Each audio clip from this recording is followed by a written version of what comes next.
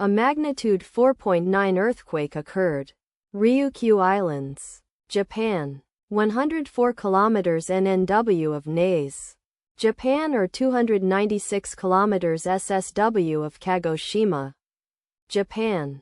On Sunday, the 29th of June 2025, at 10 hours 13 minutes and 59 seconds local time, the quake had a depth of 10 kilometers and was not felt, or at least not reported so.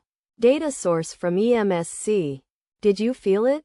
Let us pray. May the earthquake that occurred not affect our brothers and sisters there. May the earthquake not happen again. And may God protect everyone. Amen.